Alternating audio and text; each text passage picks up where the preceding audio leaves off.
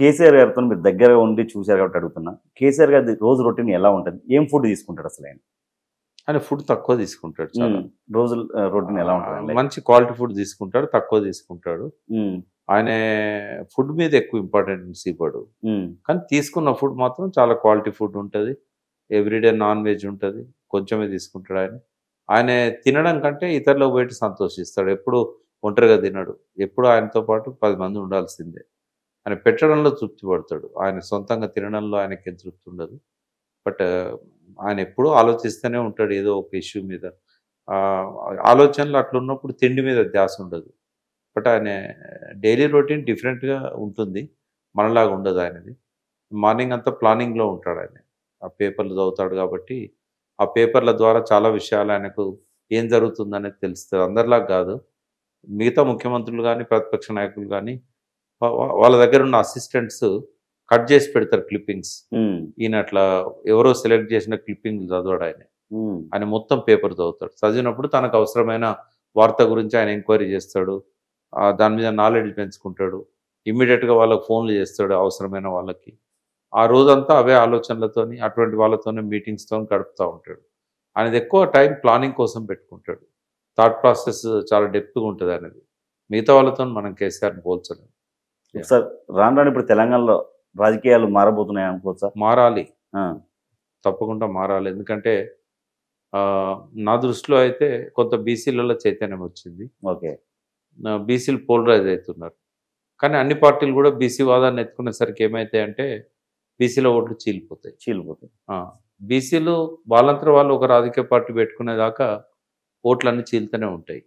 ఈ సుదూర భవిష్యత్తులో అంటే పార్టీలు పెట్టచ్చు, కానీ ఆ పార్టీలకు నాయకత్వం వహించే వాళ్ళని బట్టి ఆ పార్టీలు నిలబడతాయా లేదా అనేది ఉంటుంది. బట్ చాలా ఆవేశము, ఎమోషన్ బీసీలలో కనబడతా ఉంది. బట్ ఇప్పటివరకు అయితే ఏ నాయకుడు కూడా పార్టీ పెడదామని ముందుకు రాలేదు. ఒకవేళ మల్లన్నకు ఆ ఉత్సాహం ఉన్నా కూడా కాంగ్రెస్ పార్టీయే బీసీ సీఎం చేస్తుందని చెప్పి మహేష్ గౌడ్ చెప్తున్నాడు కాబట్టి ఆయన ఆ పార్టీలనే ఉండి పోటీ పడతాడు కావచ్చు. కొత్త పార్టీ పెట్టే అవకాశం ఉంది అంటే వాళ్ళు ఆయన టర్మినేట్ చేస్తే పెడతాడు. బట్ వాళ్ళు ఇప్పటివరకు నోటీస్ ఇచ్చిన తర్వాత రిప్లై ఇవ్వకపోయినా కూడా వాళ్ళు సైలెంట్గానే ఉన్నారు.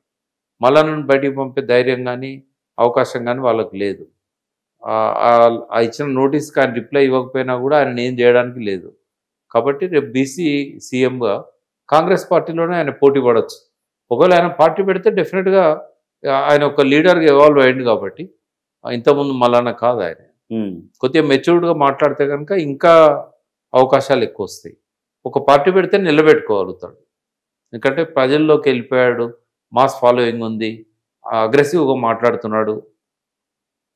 మిగతా పార్టీలతోనే అట్లా అంటే ఏదో ఒక పార్టీతో రేపు గెలిచిన తర్వాతనో గెలవడానికంటే ముందో అలయన్స్లో పోదాము అనే ఒక అండర్స్టాండింగ్కి వచ్చినట్టయితే, వాళ్ళు సపోర్ట్ చేసినట్టయితే అన్ని రకాలుగా మళ్ళీ నిలబడగలుగుతాడు.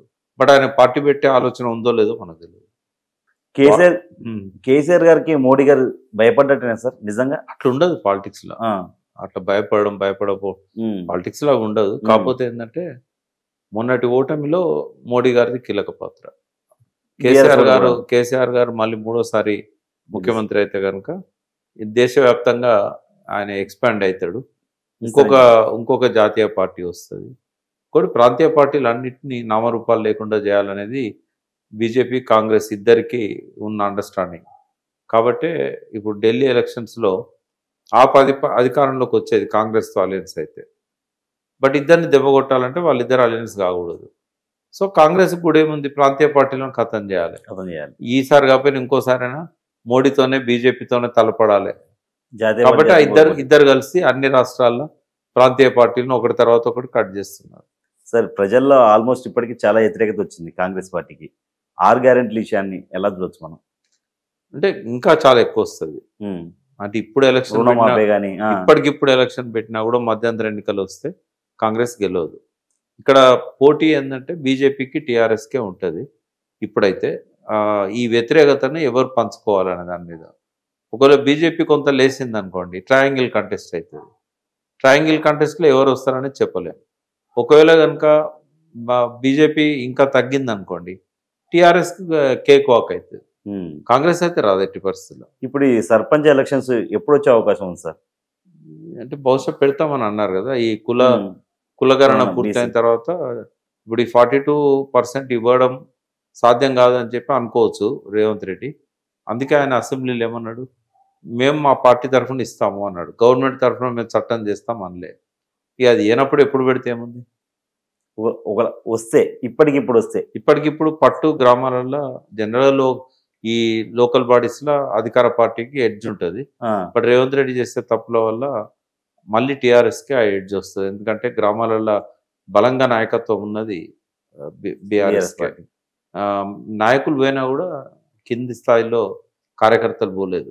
కాబట్టి మెజారిటీ స్థానాలు జిల్లా పరిషత్లు బీఆర్ఎస్కే వస్తాయి. సార్ ఇంకోటి, తెలంగాణలో వాటర్ పాలిటిక్స్ ఈటెక్కే అనుకోవచ్చా? ఎందుకంటే కృష్ణా జలాల్ని ఆ ఆంధ్ర దోపిడీ చేస్తున్నారు అని బీఆర్ఎస్ వాళ్ళు అవుతుంది, బీజేపీ వాళ్ళు అవుతుంది. ఆంధ్ర దోపిడీ చేయట్లేదు. రేవంత్ రెడ్డి ఉమ్, ఆ నీళ్లను గురుదక్షిణ కింద ఇస్తున్నాడు. ఆంధ్రాకి ఇస్తున్నాడు. ఎందుకంటే ఉమ్, చంద్రబాబు లేని రేవంత్ రెడ్డి లేడు. ఆయన పిసిసి ప్రెసిడెంట్ అయినా, ఆయన ముఖ్యమంత్రి అయినా, ఆఖరుకు చంద్రబాబు నాయుడు తన క్యాండిడేట్లను కూడా పెట్టకుండా రేవంత్ రెడ్డికి హెల్ప్ చేశాడు. కాబట్టి గురుదక్షిణ కింద ఆయన అభ్యంతరం పెట్టట్లేదు. ఇప్పుడు తెలంగాణకు అన్యాయం జరుగుతుంది కదా. ఆయనకెందుకు తెలంగాణ గురించి? ఆయన ముఖ్యమంత్రి అయినా కూడా ఉమ్, ఆయన ఎన్నడూ తెలంగాణ గురించి ఆలోచించిండు? ఆయన ఎప్పుడన్నా తెలంగాణలో ఉద్యమంలో వచ్చిండా? ఇప్పటికైనా అమరవీరుల స్థూపం దగ్గర 2 పూలు వేసింది ఏదన్నా ఉందా మీ దగ్గర? జై తెలంగాణ అన్నాడా? అనలే. మేము ఎప్పుడు కూడా ఆయన తెలంగాణ ఓన్ చేసుకోదు. ఉమ్, ఆయన ముఖ్యమంత్రిగా ఇంకా 5 ఏళ్ళు ఉన్నా కూడా ఉమ్, ఆయన ఆయన యాక్సిడెంటల్ గా వచ్చిన చీఫ్ మినిస్టరే తప్ప ఉమ్, తెలంగాణ ప్రజలు ఇష్టపూర్వకంగా ఎన్నుకున్న సీఎం అయితే కాడు ఆయన. ఉమ్. ఆయన జలదోపిడి విషయంలో ఫస్ట్ ఎందుకంటే సార్, దీని గురించి ఎక్కువ మీకే తెలియాలి, వాటర్ గురించి. అంటే ఇప్పుడు ఎంతో అన్యాయం జరుగుతుంది తెలంగాణకు. ఈ అన్యాయాలను వేటిని కూడా ఆయనకు అర్థమైనా అర్థం కానట్టు నటిస్తున్నాడు. చంద్రబాబును ఆపడం లేదు. చంద్రబాబుతో డైరెక్ట్ కాన్ఫ్రంటేషన్ ఆయనకి ఇష్టం లేదు. ఇప్పుడు ఈ దోపిడీని ఆపాలంటే చంద్రబాబుతో పెట్టుకోవాలి. చంద్రబాబుతో పెట్టుకోవడానికి ఆయన సిద్ధంగా లేడు. ఎందుకు అనంటే ఆయన సీఎం చేసినందుకే కాదు, ఉమ్, ఇప్పుడు సీఎం పదవి పోకుండా కాపాడుతున్నది చంద్రబాబు నాయుడు. ఉమ్, లేకుంటే బీజేపీ ఎందుకు అలో చేస్తుంది? ఉన్నది ఒక్కగానొక్క కాంగ్రెస్ ఫండింగ్ ఇచ్చే ప్రభుత్వం ఇది ఒక్కటే కాంగ్రెస్ పార్టీకి. మోడీ గారికి ఏముంటుంది? కాంగ్రెస్కున్న అన్ని సంబంధాలు కట్ చేయాలని ఉంటుంది. అవును, మరి ఈయన ఎందుకు కొనసాగనిస్తున్నాడు అంటే అండర్స్టాండ్. చంద్రబాబు నాయుడు చేతిలో మోడీ ఉన్నాడు, మోడీ చేతిలో రేవంత్ రెడ్డి ఉన్నాడు. రేవంత్ రెడ్డి ఉన్నాడు. కాబట్టి ఆయన జలదోపిడిని అడ్డుకోడు, తెలంగాణ ప్రయోజనాలను కాపాడాడు, కేంద్రం నుంచి రావాల్సిన నిధులను రాబట్టలేడు. ఫస్ట్ ఆయనకు అపరిపక్వతుంది, అవగాహన లేదు. ఏ రంగం మీద కూడా చాలా టైం పడుతుంది. ఆయనకు తెలంగాణ అర్థమైన నాటికి ఆయన పదవి కాలం అయిపోతుంది. సరే ఇంకోటి, రేవంత్ రెడ్డిని సీఎం పదవి నుంచి దింపడానికి 25 మంది కాంగ్రెస్ మంది ఎమ్మెల్యేలు ఒకటయ్యారని చెప్పి ఎర్రబెల్లి దయాకర్రావు గారు ఒక వ్యాఖ్య చేశారు. దీన్ని ఎలా చూడొచ్చు? ఆయనే అడగాలి దయాకర్ రావును. ఎందుకంటే నాకు తెలిసి సీఎంగా 4 ఏళ్ళు ఉండొచ్చు ఆయన. ఎందుకంటే ఇప్పుడు దించాల్సిన అవసరం రాహుల్ గాంధీకి లేదు, నరేంద్ర మోడీకి లేదు. ఇంకెవరు దించుతారు ఆయన్ని? ఇప్పుడు ఇంకొక ముఖ్యమంత్రికి మద్దతు ఎవరన్నా ఇస్తామంటేనే కదా దించేది. ఓకే, వాళ్ళిద్దరికి కూడా రేవంత్ రెడ్డి దించాలని లేదు. ఆయన బీజేపీకి సహకరిస్తున్నాడు, రాహుల్ గాంధీకి ఫండ్ పంపుతున్నాడు. ఇంకెందుకు ఆయన దించుతారు? రాహుల్ గాంధీ గారి అపాయింట్మెంటే రేవంత్ రెడ్డి గారు దొరకట్లేదు. అపాయింట్మెంట్ ఇవ్వకపోయినా కూడా ఆయన 5 ఏళ్ల పాటు కంటిన్యూ అవుతాడు. అపాయింట్మెంట్తో అవసరం ఏమున్నది? వాళ్ళు ఫోన్లో కావాలంటే మాట్లాడుకుంటారు, హాట్ లైన్ ఉంటుంది. దాంతోపాటుగా ఆయనకు ఎప్పుడు డబ్బులు అవసరం ఉన్నా రేవంత్ రెడ్డి పంపిస్తూనే ఉంటాడు ఎలక్షన్స్లలో వాటిలలో. కాబట్టి అది పెద్ద ఇంపార్టెంట్ ఏం కాదు.